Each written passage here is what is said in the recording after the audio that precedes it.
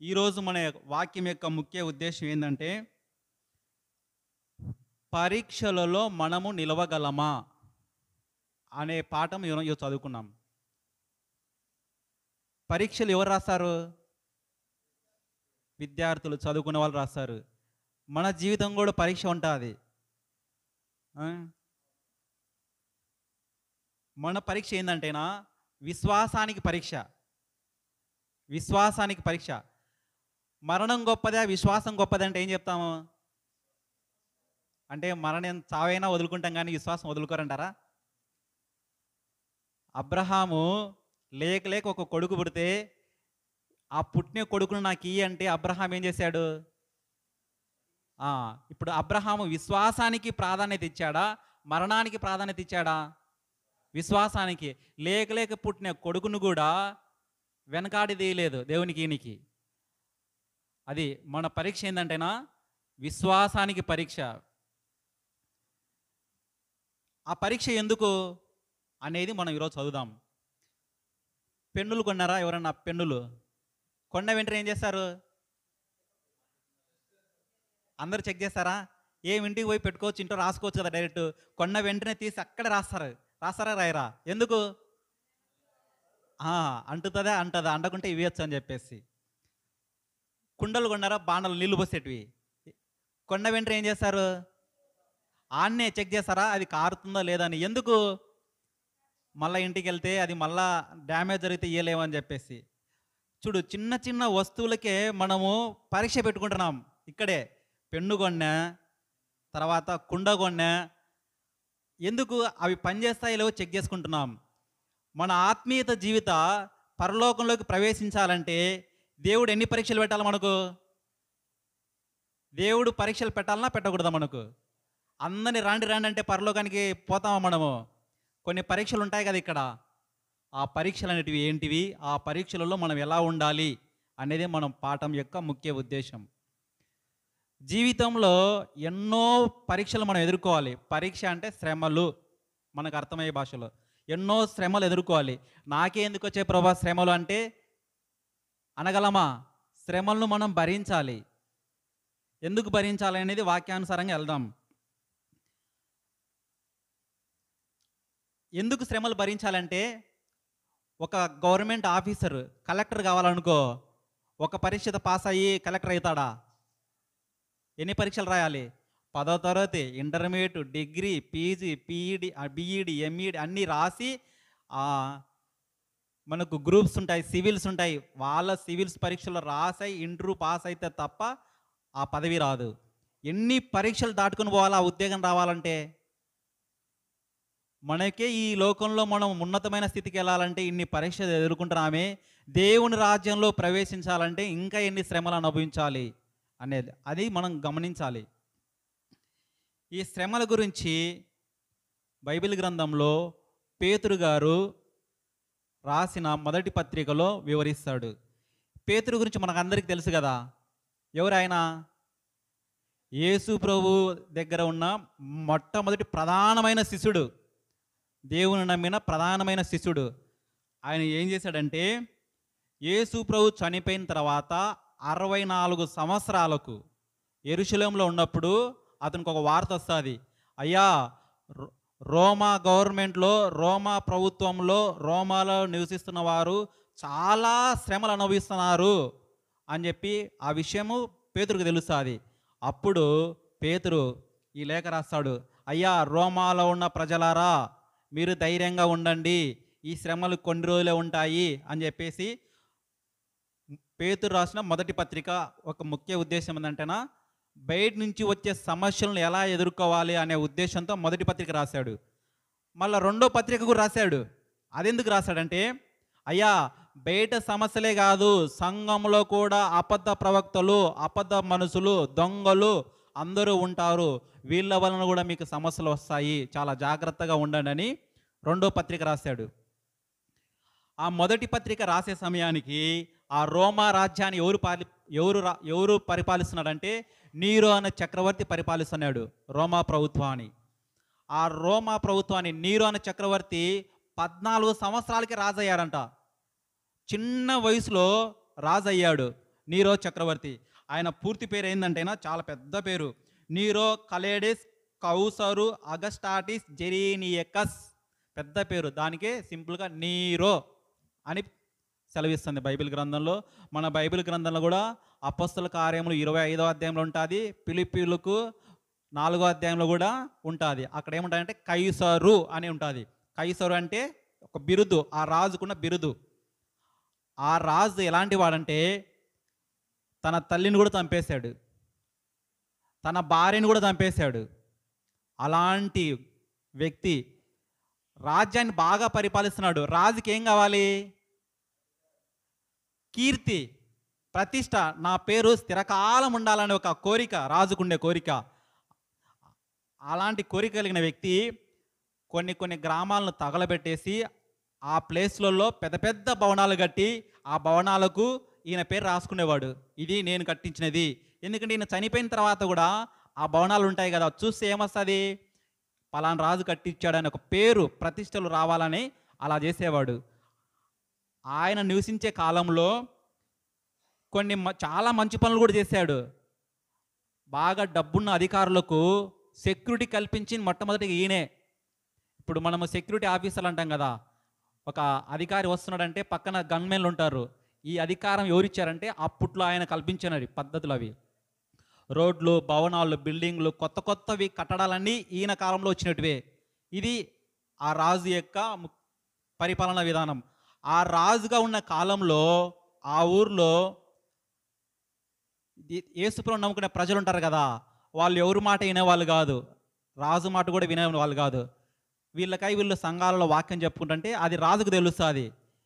రాజుకు తెలిసిన తర్వాత ఏం చేస్తారంటే, ఓహో వీళ్ళు నన్ను కాకోకుండా యేసుక్రీస్తుని కూడా ఆరాధిస్తున్నారని చెప్పేసి వీళ్ళ పైన ఒక తలంపు అనమాట, వాళ్ళను నాశనం చేయాలి ఎట్లో కొట్ట అనే ఒక దురుద్దేశం రాజు కలిగింది. ఒకసారి ఏం చేస్తాడంటే ఒక ఊరిని తగలబెట్టి ఇచ్చేస్తాడు, కాల్చి పడేస్తాడు. ఆ ఊరు ఎన్ని రోజులు కాలిందంటే 7 రోజులు కాలిందంట. దగ్గర దాదాపు ఒక చోట అంటిస్తే 7 రోజుల వరకు కాలుతా దగ్గర 3 జిల్లాలకంత ప్రదేశం కాలిపోయిందంట. 3 జిల్లాలు ఉన్నంత ప్రదేశం కాలిపోతే అక్కడ ఉండే ప్రజలల్లా అల్లోకలంతో, రాజా నువ్వు రాజుగా ఉన్నప్పుడు ఇంత దారుణం జరిగింది, ఎందుకు ఇట్లా చేసావు నువ్వు అంటే, ఆ రాజుకు ఇంకొక కళ కూడా ఉంది. ఏంటంటేనా మ్యూజిక్, సంగీతం అంటే చాలా ఇష్టం ఆయనకు. ఆ కాలుదంటే ఈయన పెద్ద భవనంలో కూర్చొని గిటారు వాయించుకుంటేవాడంట. పియానో, గిటారు ఇలాంటి సంగీత వాయిద్యాలు వాయించుకుంటూ ఉండేవాళ్ళు. ఈ ప్రజలంతా ఒక్కసారి అడిగేటప్పటికి, ఎందుకు నువ్వు రాజుగా ఉన్నప్పుడు ఊర్లు తగలబెడుతుంటే నువ్వేం మాట్లాడవు, ఎందుకు నువ్వే చేసావు నువ్వంటే, ఈయన భయపడిపోయి, నేను చేయలేదు ఇది, అదిగో యేసుక్రీస్తును ఆరాధిస్తున్నారే ఆ క్రైస్తవులు చేశాడని ఒక అబద్ధం చెప్పి ఆ ప్రజలందరినీ క్రైస్తవులకు దొబ్బేశాడు. అంటే ఈ తప్పు వాళ్ళు చేశారని చెప్పేసి ఆ వచ్చే ప్రజలందరినీ క్రైస్తవులకు అప్పచెప్పాడు. ఇప్పుడు వాళ్ళు ఏం చేస్తారు? కోపంతో క్రైస్తవులను హింసిస్తారు కదా, మా ఊళ్ళని తగలబెట్టించావా అని చెప్పేసి. ఆ తగలబెట్టేంత సమయంలో ఈయన రాశాడు, మన పేతురు గారు ఈ పత్రిక రాశాడు. ఇది ఈ పత్రిక రాయడానికి ఒక ముఖ్య ఉద్దేశం. మొట్టమొదటి పత్రిక, పేతురు గారు రాసిన పత్రికలో మొదటి పత్రిక, రెండో పత్రిక ఉంటుంది. మొదటి పత్రికలో 5 అధ్యాయాలు ఉంటాయి, రెండో పత్రికలో 3 అధ్యాయాలు ఉంటాయి. మనం మొదటి పత్రికలో మొదటి అధ్యాయము కొన్ని వచనాలు దానిద్దాం. మన ముఖ్య పాఠం యొక్క ముఖ్య ఉద్దేశం అంటే పరీక్షలలో నిలబడగలమా. తీసారా? మొదటి పత్రిక మొదటి వచనం నుంచి వద్దాం చదువుకుంటా. పేతురు రాసిన మొదటి పత్రిక మొదటి అధ్యాయము. వాక్యంలోకి వెళ్ళే ముందు ప్రార్థన చేసుకుందాము. సర్వశక్తి గల దేవ, కృపామయుడ, దయగల తండ్రి, మీ శ్రేష్టమైన నామానికి కృతజ్ఞతాస్తులు చెల్లించుకుంటున్నాం నాయన. ఇదిగో ప్రభువా, నీ మాటలు ధ్యానించుచుండగా పరిశుద్ధాత్మ ద్వారా సహాయం చేసి మీరే మహిమ పొందండి తండ్రి. చేరి వచ్చిన ప్రతి హృదయానికి మీ మాటలు అందించి అర్థమయ్యే విధంగా తండ్రి వారికి చేరవేసి నీ మాటలు వర్ధిల్లు చేయమని ప్రభు అయిన యేసు నామం బట్టి ప్రార్థిస్తున్నాం తండ్రి, ఆమేన్.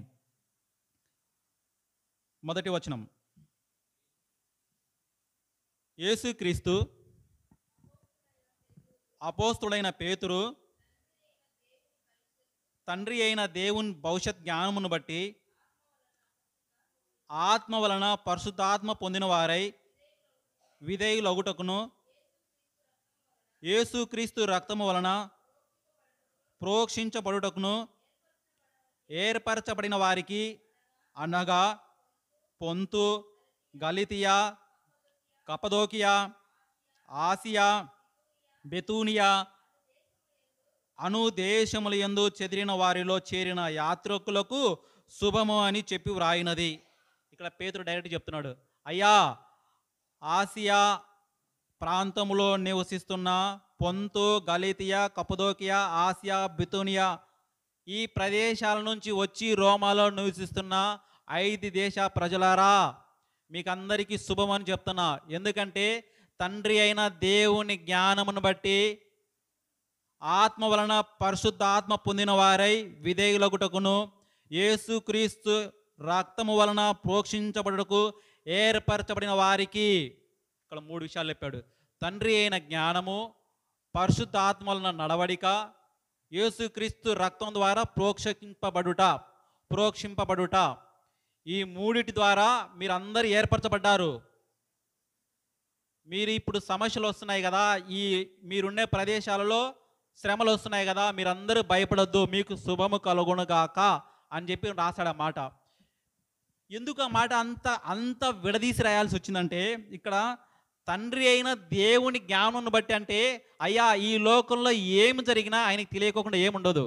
ఆయన భవిష్యత్ జ్ఞానం తెలుసు.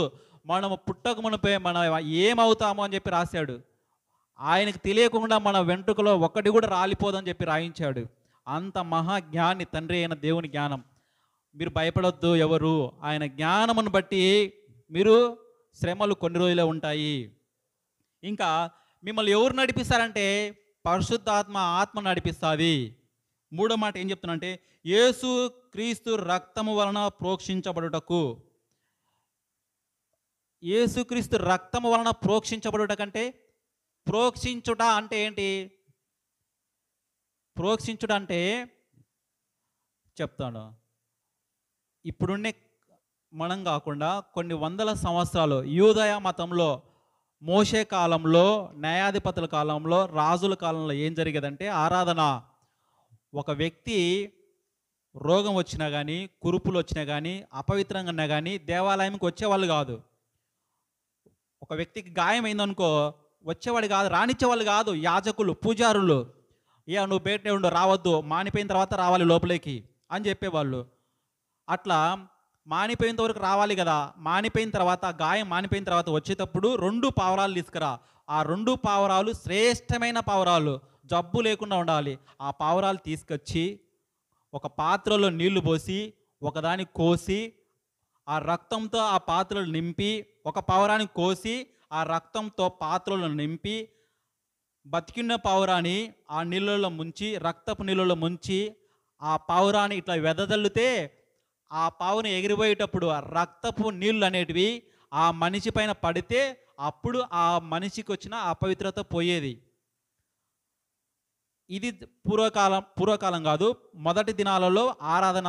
అంటే ఎవరంటే వాళ్ళు వచ్చేదానికి లేదు ఆస్కారం అప్పట్లో దేవుని దగ్గరికి. చిన్న అపవిత్రత, రోగం వచ్చినా కానీ, జబ్బు కలిగినా కానీ, కుష్ఠవ్యాధి వచ్చినా కానీ అనుమతించే వాళ్ళు కాదు. ఈ పద్ధతి ఉండేది. వచ్చి 2 పావురాలు తీసుకొచ్చి ఒక పావురాన్ని చంపి రక్తంలో ముంచి ఇంకొక పావురాన్ని వదిలేసి ఆ రక్తము ఆ మనిషి మీద పడినప్పుడే అప్పుడు యాజకుడు చెప్తాడు, ఇదిగో ఇప్పుడు ఇతడు శుద్ధి చేయబడిన వాడు, ఇప్పుడు ఇతడు పవిత్రుడయ్యాడు అని చెప్పి అతన్ని ఆరాధనలోకి తీసుకునేవాళ్ళు. ఇలాంటి పద్ధతి అప్పుడు కాలంలో ఉండేది. యేసు ప్రభు వచ్చిన తర్వాత ఏం జరిగింది? అయ్యా మీరు పావురం యొక్క రక్తం కాదు, గొర్రె రక్తం కాదు, మేక రక్తం కాదు, ఎద్దుల రక్తం కాదు, ఇదిగో పవిత్రమైన నా రక్తం మీ హృదయంలో దాచుకుంటే అదే మీకు శుద్ధి కలగజేస్తుంది అని చెప్పాడు. ఆ మాటకి ఇది అర్థం. యేసుక్రీస్తు రక్తం వలన ప్రోక్షించబడిన వారంటే మన అందరి హృదయంలో యేసు ప్రభు ఉంటే మనము ప్రోక్షించబడినట్టే. ఇది ఈ మాటకు అర్థం. ఇప్పుడు లేవు పావురం కోసి రక్తంలో ముంచి అనేవి క్రైస్తవంలో లేదు. ఇది చెప్తున్నాడు పేతురు గారు, అయ్యా తండ్రి అయిన జ్ఞానమును బట్టి పరిశుద్ధాత్మను బట్టి యేసుక్రీస్తు రక్తంలో ప్రోక్షించబడిన వారు అనగా ఏర్పరచబడిన మీకు శుభం అని చెప్పి వ్రాస్తున్నాను అని చెప్పి, ఇప్పుడు 3వ వచనం రండి.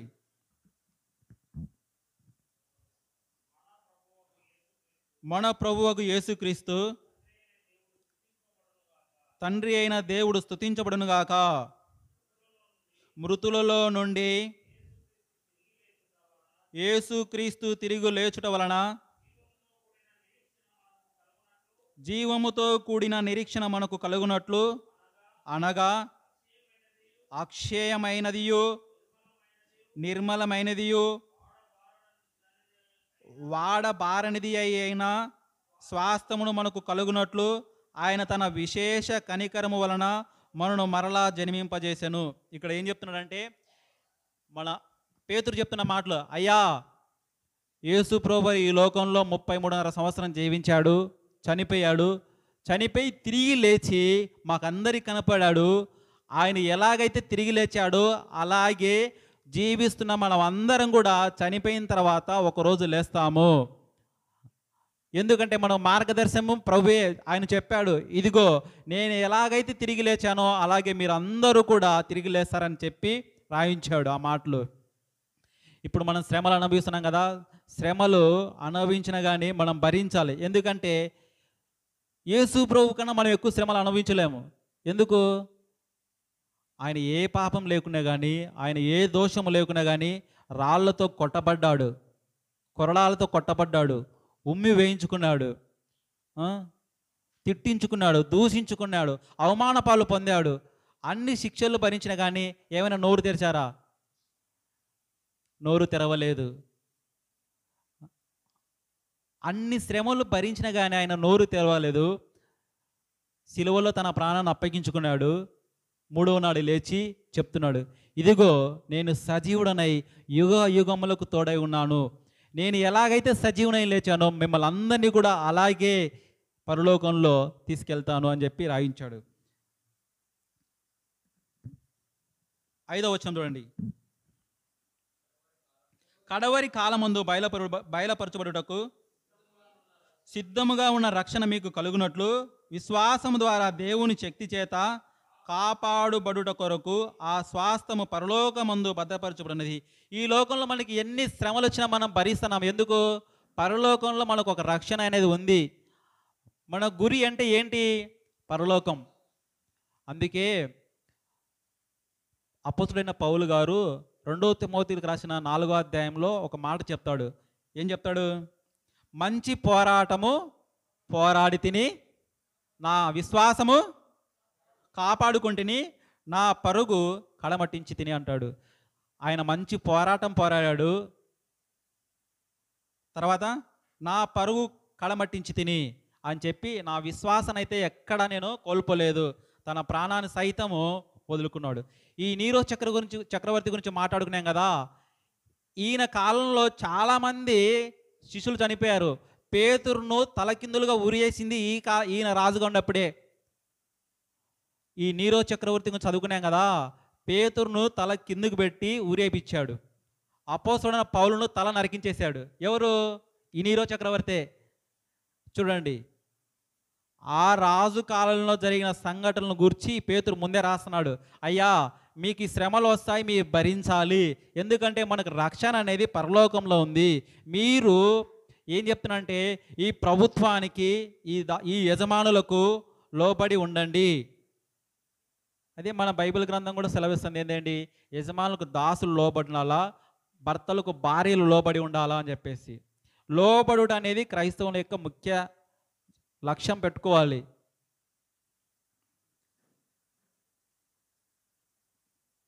ఆరవ వచనంలో, ఇందువలన మీరు మిక్కిలి ఆనందించుచున్నారు కానీ అవసరమును బట్టి నానా విధములైన శోధనముల చేత ప్రస్తుతము కొంచెం కాలం మీకు దుఃఖం కలుగుతున్నది. అక్కడ పేతురుకు ఆ సమస్యలను తెలిసిన తర్వాత ఆ నీరో చక్రవర్తి పెట్టే హింసలు చూసి పేతురు గారు ఈ మాటలు చెప్తున్నాడు, అయ్యా ఇందువలన మీరు ఈ శ్రమలు భరించాలి, ఎందుకంటే భవిష్యత్తులో మనకు ఒక రక్షణ అనేది ఉంది. అది యేసుక్రీస్తు రక్తం ద్వారా మనల్ని ప్రోక్షించబడి ఆ పరలోకంలో మనకు రక్షణ అనేది దాచిపెట్టబడి ఉంది. అది గుర్తు తెచ్చుకుంటూ ఈ లోకంలో మీరు శ్రమలు అనుభవించినా కానీ ఆనందించండి అంటున్నారు. ఇప్పుడు గర్భిణీ స్త్రీలు ఉంటారు కదా, గర్భిణీ స్త్రీలు డెలివరీ అయ్యే ముందర వాళ్ళకి ఎన్ని నొప్పులు ఉంటాయి చెప్పండి? మరణముకు దగ్గరగలంత స్థితి పోయేస్తారు, అన్ని నొప్పులు భరిస్తారు. అంత నొప్పులు భరించినా కానీ పిల్లోడు పుడతాను ఏమవుతారు? ఆ నొప్పులన్నీ మర్చిపోయి ఏమవుతారు? ఆనందపడతారు, సంతోషపడతారు. పుట్టిందేం పాప, పిల్లోడా పాప, ఆరోగ్యంగా ఉన్నారా? కొడుకు పుడితే అదొక సంతోషం కొంతమందికి, కూతురు పుడితే అదొక సంతోషం చాలామందికి. అంతవరకు పడ్డ నొప్పులన్నీ ఏమవుతాయి? మాయమైపోతాయి. అదే చెప్తున్నాడు పేతురు, అయ్యా మీరు ఎన్ని సమస్యలన్నా భరించినా కానీ ఆ సమస్యలు అనేవి కొద్ది కాలమే. సమస్యలు లేవని చెప్పట్లేదు బైబిల్ గ్రంథము. క్రైస్తవుడిగా మనము దేవుణ్ణి ఆరాధించిన తర్వాత, యేసుక్రీస్తుని నమ్మిన తర్వాత శ్రమలు అనుభవించాల్సిందే. శ్రమలు లేకుండా క్రైస్తవం లేదు. చాలామంది చెప్తుంటారు, క్రైస్తవులు దేవుని నమ్ముకుంటే, యేసు ప్రభువుని నమ్ముకుంటే మీ శ్రమలు ఏముండవు, మీ వ్యాధులు ఏముండవు, రోగాలు ఏం లేవు, జబ్బులను నయమవుతాయి అన్నీ చెప్తారు కదా. అది మన విశ్వాసాన్ని బట్టి పోతాయి, అంతేగాని శ్రమలన్నీ అనుభవించాల్సిందే. కాకపోతే శ్రమలన్నీ కొద్ది కాలమే. ఎట్లయితే ప్రసవ వేదన పడుతున్న స్త్రీ ఆ సమయంలో ఎన్ని నొప్పులైతే భరిస్తుందో, ఒకసారి ప్రసవించిన తర్వాత ఆమె ఆనందం చూడండి, ఆమె ఒక్కసారిగా మరణం వరకు వెళ్తారు ఆ నొప్పులకు. ఆ నొప్పులన్నీ మర్చిపోయి ఆ ముఖంలో నవ్వు వస్తుంది పిల్లోని చూస్తానే. మనం కూడా మన ఆశ ఎట్లుండాలంటే, ఈ లోకంలో శ్రమలు వచ్చినా కానీ భయపడకుండా యేసుక్రీస్తు వైపు చూసి మనం ఆనందపడాలి. 7వ వచనము,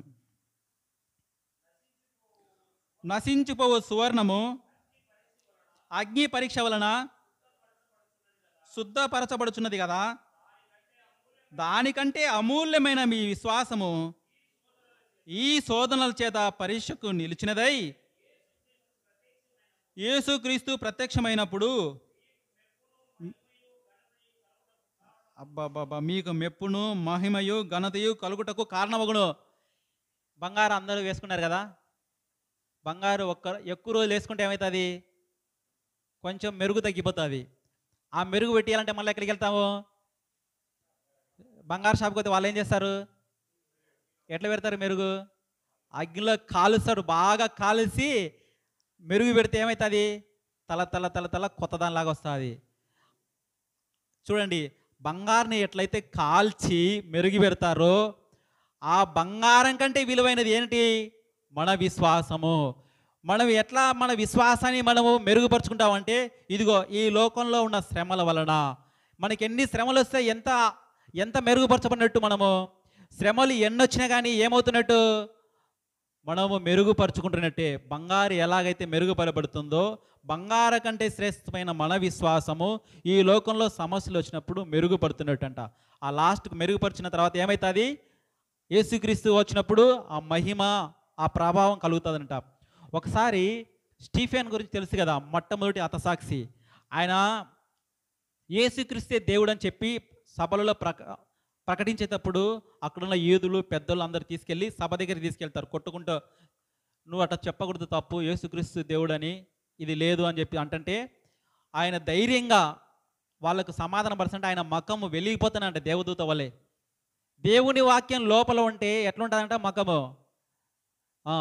ఆయన చుట్టూ తిడుతున్నారు, కొడుతున్నారు, దూషిస్తున్నారు. ఈయన మాత్రం ఎక్కడ అవి కనపడుకోకుండా దేవుని ముఖము వల్లే మాటలు చెప్తున్నారంట. లాస్ట్కి ఏం జరుగుతుందంటే, రాళ్లతో కొట్టి చనిపోయే స్థితిలో కూడా ఈయన తల దించుకోలేదు. కన్నులెత్తి పైకి చూచి, ఆకాశం వైపు చూచి, ఇదిగో తండ్రి అయిన దేవుని కుడిపార్శ్వమున మా దేవుడు యేసుప్రభు అక్కడ కనపడుతున్నాడు నాకు అని చెప్పేసి గట్టిగా చెప్తున్నాడు ఆ మాటలు. ఎందుకు? ఆయన ఆ ప్రత్యక్షత చూస్తున్నాడు, దేవుని ప్రత్యక్షతను. ఎంత కఠినమైన పరిస్థితులలో ఉన్నా కానీ ఈయన విశ్వాసం ఎక్కడా కోల్పోలేదు, దేవుని మహిమను చూశాడు.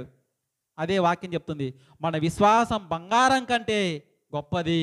బంగారం ఎలాగైతే మెరుగుపరిచి దాని నాణ్యత పెంచుతుందో అలాగే మన విశ్వాసం కూడా శ్రమలలో నడిచినప్పుడు మెరుగుపడుతుంది. ఇంకా కొంచెం డీటెయిల్కి వెళ్తే బంగారం ఎక్కడ దొరుకుతుంది? భూమిలోనే. డైరెక్ట్ బంగారం దొరుకుతుందా? డైరెక్ట్ బంగారం దొరుకుతుందా? దొరకదు. మట్టిలో కలిసిపోయి ఉంటుంది. బంగారు గనులు ఉన్నాయి కదా, మనకు బంగారు గనులు ఇక్కడ లేవులేండి. మనకేం దొరుకుతుంది? గ్రానైట్ దొరుకుతుంది. గ్రానైట్ డైరెక్ట్ గ్రానైట్ దొరుకుతుందా? రాయి రూపంలో ఉంటుంది. ఆ రాయి తీసి మిషన్లో వేసి కోస్తే అప్పుడు మనకు గ్రానైట్. ఎంతో పెద్ద బండను కోస్తే ఎంత వస్తుంది గ్రానైట్? చాలా తక్కువ పరిమాణంలో వస్తుంది. అలాగే బంగారం కూడా ఒక పెద్ద మట్టి తీసుకెళ్ళి బాగా వేడి చేసామనుకో, మంట పెట్టామనుకో, ఆ మంటకు బంగారం అనేది కరిగిపోయి నీళ్ళ వల్లే పైకి తేలుతుందంట. ఆ మట్టి కిందికి వెళ్తుందంట. మట్టిలోంచి బంగారం తీస్తారు. ఎట్లా అంటే బాగా ఎక్కువ వేడి చేసినప్పుడు బంగారు కరిగిపోయి పైకి తేలుతుంది, మన్ను అనేది కిందికి వెళ్తుంది. అప్పుడు బంగారు తీసుకుంటారు బయటికి. బంగారు అంటే బయట తయారు చేయరు, మట్టి నుంచే బంగారు వచ్చేది. ఎంత వేడి చేస్తే అంత తొందరగా పైకి వస్తుంది. మనం శ్రమలలో కూడా అంతే. ఎన్ని శ్రమలు వచ్చినా కానీ మనము ధైర్యంగా నిలబడాలి. ఎందుకు ప్రభువా నాకే శ్రమలు వచ్చినాయి, శ్రమలు తీసేయి అని చెప్పగలమా? శ్రమలు తీసేయని చెప్పలేం, కానీ శ్రమలలో నేను ధైర్యంగా ఉండటకు శక్తిని ప్రభువా అని ప్రార్థించాలి మన విశ్వాసంలో. నెక్స్ట్ వచనం,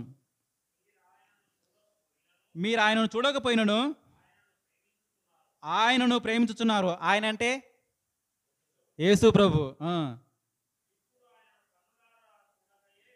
ఇప్పుడు మీరు కనులారా చూడగయే విశ్వసించుచు మీ విశ్వాసమునకు ఫలమును అనగా ఆత్మరక్షణను పొందుచు నాశక్యము మహిమయుక్తమైన సంతోషం గలవారై ఆనందించున్నారు. అమ్మా మీరందరూ యేసు ప్రభువును చూసారా?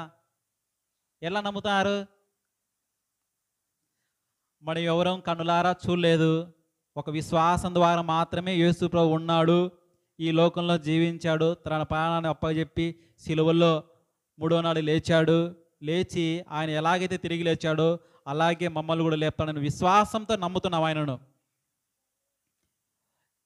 ఎందుకు? ఆయన మళ్ళీ వస్తాడు చెప్పి వెళ్ళిపోయాడు కదా, నేను మళ్ళీ వస్తాను, ఎలాగైతే మేఘాలుడు ఆరోహణైన అలాగే వస్తానని చెప్పాడు. ఆ విశ్వాసం పైన మనం అందరు కట్టబడి ఉన్నాం. ఇప్పుడు మన మన మన మన తండ్రి, మన నాన్న ఉన్నాడు అనుకో, వేరే ఊరు నుంచి మన దగ్గరికి వచ్చేటప్పుడు ఏం చేస్తాడు? ఇప్పుడు మన ఇంటికి ఎవరైనా చుట్టాలు వచ్చారనుకోండి, అవ్వ తాత ఇంటికి వచ్చారు. అవ్వ తాత ఇంటికి వచ్చేటప్పుడు పిల్లలకి ఏం చేస్తారు? పళ్ళు చేస్తారు. పిల్లలకు అవ్వ తాత వచ్చిన వెంటనే వాళ్ళకు తెస్తారా అనే ఆలోచన ఉంటుందా ఉండదా? ఖచ్చితంగా ఉంటుంది. పిల్లలకు మా అవ్వ వచ్చిందంటే ఏదో ఒకటి కొని తీస్తుంది. ఎందుకు? అవ్వ తాత ప్రేమ అది. అవ్వ వస్తుందంటే ఏదో ఒకటి తెస్తుంది అనేది. మన నాయన కూడా అంతే. చిన్నప్పుడు మనం ఉన్నప్పుడు షాప్కి వెళ్ళానుకో, బజార్కి వెళ్ళానుకో, మనం చెప్తాం మా నాన్న ఈరోజు షాప్కి వెళ్ళాడు, మార్కెట్కి వెళ్ళాడు, పనులు చేస్తాడు, బొమ్మలు చేస్తాడని చెప్పేసి. ఎందుకు? అదొక ఆనందం. అంటే అదంతా మనకి నమ్మకం. మా నాన్న బయటికి వెళ్ళాడంటే పిల్లలకి ఏదో ఒకటి తెస్తాడని ఒక నమ్మకం. అలాగే యేసు ప్రభు కూడా ఇక్కడి నుంచి వెళ్ళిపోయిన తర్వాత నేను వస్తాడని చెప్పాడు. కానీ ఖచ్చితంగా వస్తాడని ఒక ఆనందంలో ఉండాలి మనం. అర్థం కాలేదా? ఇప్పుడు మేము చిన్నప్పుడు మా అవ్వ ఉండేది, మాది ఏ కంబాలు తిన్నా మా వాళ్ళు పక్క ఊరు బుద్ధమాపురం. ఆ ఊరు నుంచి ఊరానికి మధ్యలో షాపులే, ఒక ఊరే. అప్పట్లో పెద్ద మార్కెట్ కూడా ఏం లేదు. కానీ అంగడికి వెళ్ళి 2 కర్జికాయలు, ఒకటి పెద్ద మనం అనుకో, ఒకటి చిన్న మనం అనుకో, 2 కొనుక్కొని ఆకు చేతులు పెట్టుకొని తీసుకొచ్చేది. ఎందుకు? ఉచిత రాదు, ఎప్పుడు వచ్చినా కానీ 2 కర్జికాయలు అయితే తీసుకొచ్చేది. అలాంటి ప్రేమను దేవుడు చూపిస్తాడు. ఇక్కడ నుంచి వెళ్ళిపోయిన తర్వాత ఆ ప్రేమ నేను చూపిస్తా అంటున్నాడు. నేను ఎలాగైతే వెళ్ళానో అలాగే వచ్చి మేము తీసుకెళ్తాను, అదే రక్షణ మీకు ఇస్తానని చెప్తున్నాడు.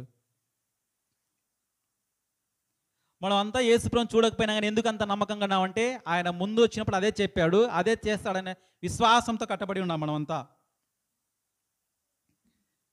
ఈ మాటలన్నీ ఎవరు చెప్తున్నారు? పేతురు గారు చెప్తున్నారు.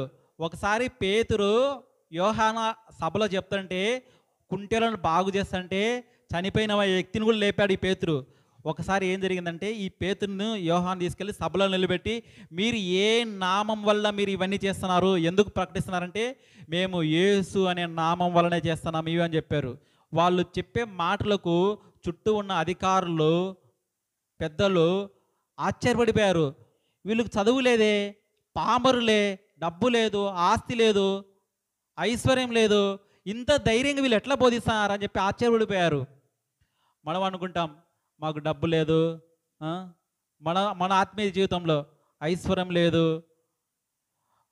చదువు లేదు, దేవుని మాటలు ఎట్లా అర్థం చేసుకోవాలని మనకు హృదయంలో దేవుని పెట్టుకున్నామంటే ఏమి లేకున్నా కానీ మనం జీవిస్తాం. ఆనాడు చదువు లేని పామరులే, ఎవరు పామరులు? పేతురు ఎవరు? చేపలు పట్టి ఆయన తెలిసి ఏం చూడు ఎంత పెద్ద వాక్యం చెప్పించాడు, సువార్తను. అన్యజనులకు సువార్తను చెప్పడానికి మొట్టమొదటిగా ఈయనే ఎంచుకునేది. పామరుడు.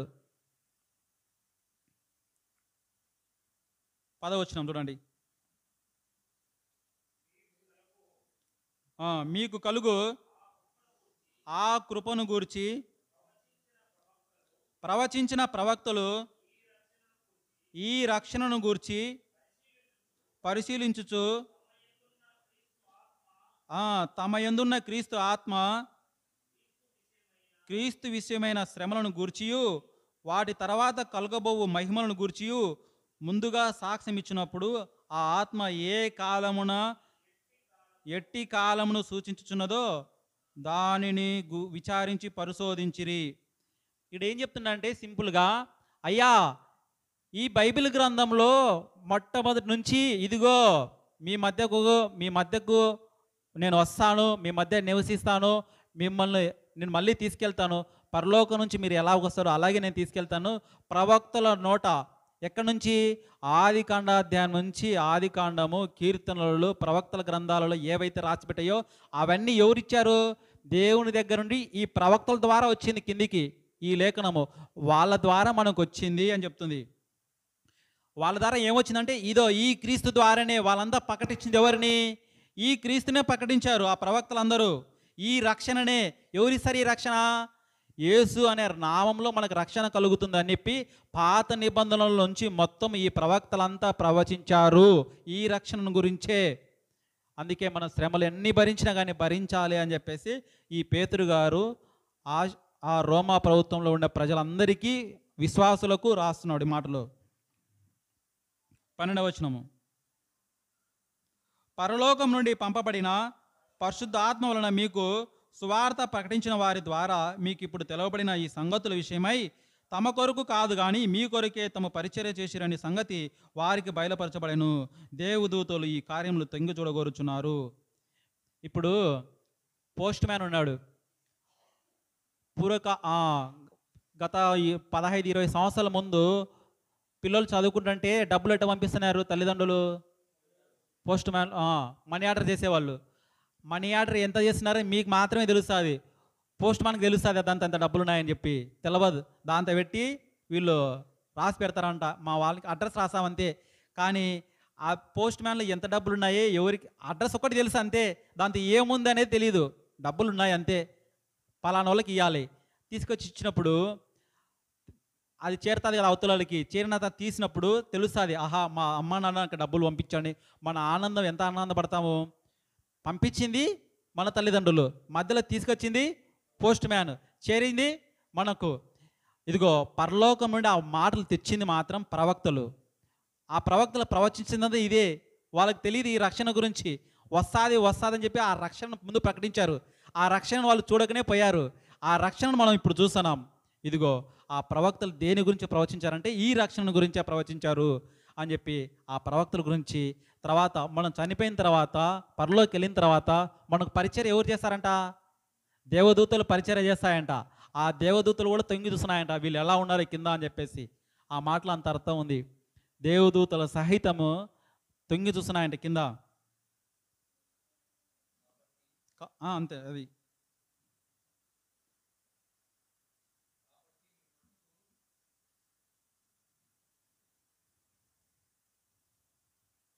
ఎక్కడికి వచ్చాము?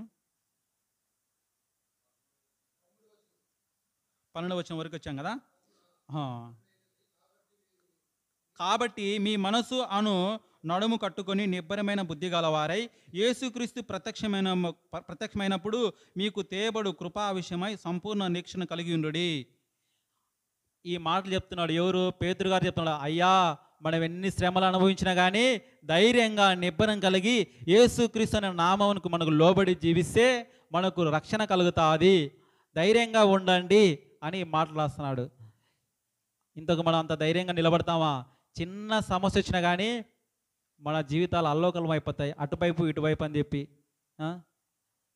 చూడండి, ఇంతకు ఎందుకు అన్ని శ్రమలు వచ్చినా కానీ ధైర్యంగా ఉండాలంటే, ఎన్ని శ్రమలు వచ్చినా కానీ ఓర్చుకొని మనం ఉండాలి. మన బైబిల్ గ్రంథం ఆయన చెప్తుంది, పాటించే వాళ్ళు అదే పనిస్తారు. సమాజంలో చూసామనుకో, కొట్లాటలకు ఎవరు ముందు ఉంటారు? క్రైస్తవులు ఎప్పుడు దూరంగానే ఉంటారు.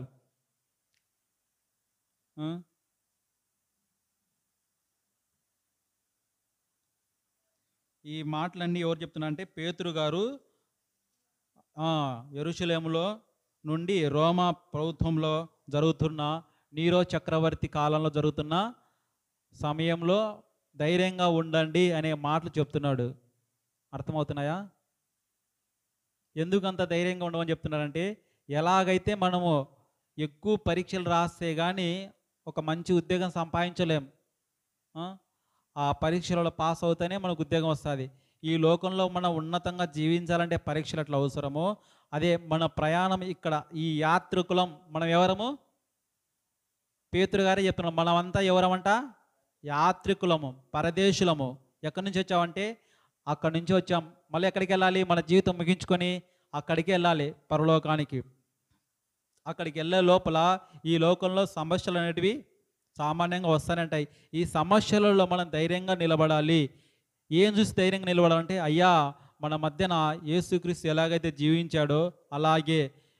ఇంతకు మన సమస్యలు వచ్చినప్పుడు అట్లాగే నడుస్తామంటే లేదు, పరిశుద్ధాత్మ ద్వారా మన సమస్యలను ఎప్పటికప్పుడు మనం ఎంతవరకు భరిస్తామో అంతవరకే పెడతాడు, కానీ భరించలేని శ్రమలైతే ఇవ్వడు. ఒకసారి దానియేలు గ్రంథంలో షడ్రక్, మిషక్ అని వాళ్ళు ముగ్గురు ఉన్నారు కదా. అక్కడెవరు? నెబుకద్నెజర్ రాజు. నెబుకద్నెజర్ రాజు పెద్ద విగ్రహం చేయించి ఈ బొమ్మకు ముక్కండి అంటే ఏం చేశారు? అందరూ ముక్కారు, కానీ వీళ్ళు ముగ్గురు ముక్కారా? ఎందుకు ముక్కలేదు? వాళ్ళు దేవుని మీద అంత నమ్మకం పెట్టుకున్నారు. అయ్యా, మేము ముక్కమంటే ముక్కము, మిమ్మల్ని చంపేస్తానంటే నువ్వు చంపిన కానీ మేము చస్తాం, కానీ ముక్కమంటే ముక్కమన్నారు. ఇప్పుడు మీకు ముక్కమంటే ముక్తారా? మిమ్మల్ని చంపేస్తామంటే యాడా? మీ పింఛన్ కట్ చేస్తామంటే అయిపోయా, అందరు ఇటొక్క వచ్చేస్తారు. చంపడం వరకు వద్దులే, ఒక పింఛన్ తీసేస్తామంటే అందరం మారిపోతాం. మన విశ్వాసం అట్టుంది. మిమ్మల్ని చంపేస్తాము, ఈ అగ్నిగుండంలో వేస్తామంటే ఇదిగో నువ్వు అగ్నిగుండంలో వేసినా వేస్తావు, కానీ అగ్నిగుండంలో నుంచి లేవనెత్తే దేవుడు మాకున్నాడు, జీవం గల దేవుడు మాకున్నాడు. మేము అగ్నిగుండంలో పడతామే కానీ ముక్కమంటే ముక్కమని చెప్పారు వాళ్ళు. రాజు కోపంతో వాళ్ళని అగ్గిగుండంలో వేస్తే ఏమైంది? వాళ్ళు ముగ్గురిని వేస్తే వీళ్ళు ఎవరు వేశారు? నలుగురు కనపడుతున్నారంట. వాళ్ళు వేసింది ముగ్గురినైతే ఈ రాజుకి ఎవరు కనపడుతున్నారు? నలుగురు కనపడుతున్నారు. పక్కన వాళ్ళని పిలిచి అడిగారు, అయ్యా మీరు వేసింది ఎంతమందిని అంటే ముగ్గురిని. అంటే మరేంది నాకు నలుగురు కనపడుతున్నారు అని చెప్పి అడుగుతాడు రాజు. చూడండి, అంత విశ్వాసం మనం కనపరచాలి. లేక పుట్టిన కొడుకును, ఎంతో ప్రేమతో చూసుకున్న కొడుకును నాకు ఈ అంటనే అబ్రహాముగా ఏమన్నా కలవడపడ్డా? లేదే. ఎంత ధైర్యంగా చెప్పాడు, ఇస్తాను ప్రభా నీకే, నా ప్రాణం కన్నా విశ్వాసం గొప్పది అని చెప్పేసి విశ్వాసానికి లోబడిన జీవితాల వల్ల అలాంటి విశ్వాసాన్ని మనం కనపరుచుకోవాలి.